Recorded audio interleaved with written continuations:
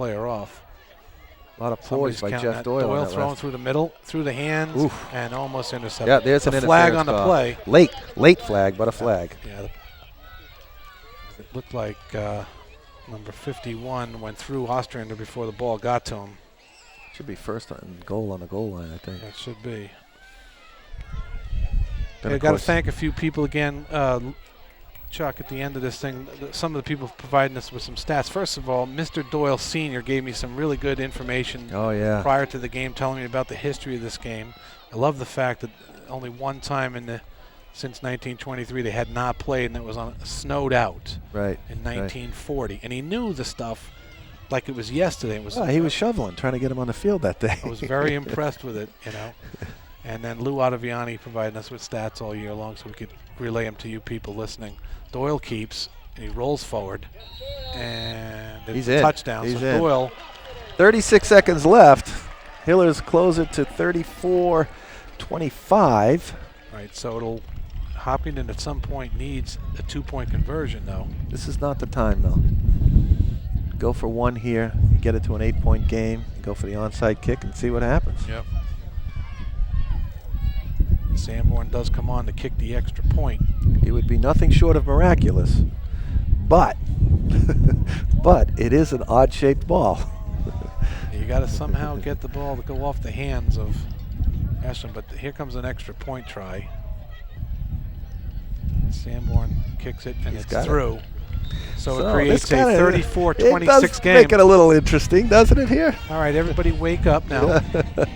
So with 35 seconds left, it's going to come down to Sanborn's foot and some incredibly aggressive players on the kickoff team for the Hillers. Generally speaking, Mike, what you want to do is hit the ball high and hard on the kick. You want to drive it into the ground so that second bounce comes up high. And a lot of times in high school, the primary line, their job is really to take out the first kickoff coverage men that are coming down. But a lot of times they get caught up in trying to go for the ball, and that's when strange things happen. So we'll see if the Hillers are able to pull off the improbable. From the Ashland standpoint, this is usually when you put on what's called your hands team, and that is you don't usually have the linemen up front. You have guys with good hands. You see Della Femina right up in the front line there. Daly is up there now. Yep, Karat's up there. So they're not looking to block right here. They're looking to catch this onside kick and just cover up. And if they do, the game's over. Santaski's up front.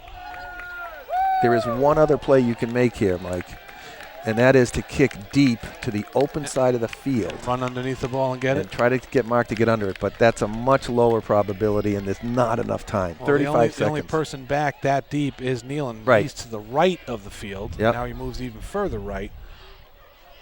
And Jeff Doyle, with some speed, is now lined up right. Maybe this happens, but it doesn't look that way. They're going to kick it on the ground.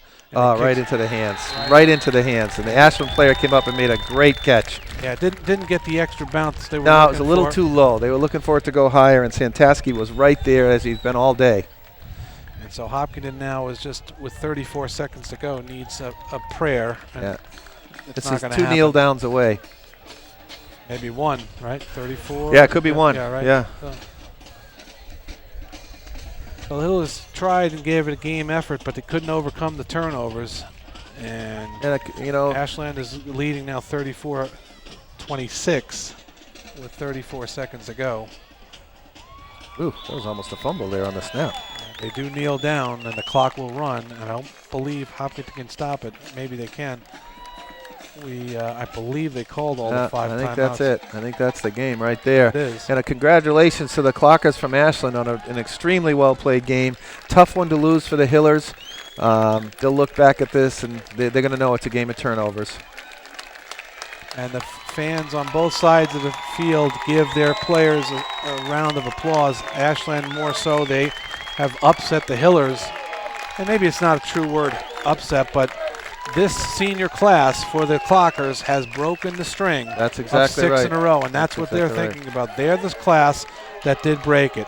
And Mike, one of the things we want to speak to is earlier this week, these kids played Pop Warner football together up until grade 8. It's a very unique situation, and they had their annual dinner together on Monday night, and they do respect each other. It's a spirited rivalry. They play hard, but they do respect each other, and it's a great high school great high school tradition, 84 years, and both towns can be very proud of their kids, and the Clockers come away with bragging rights on this one.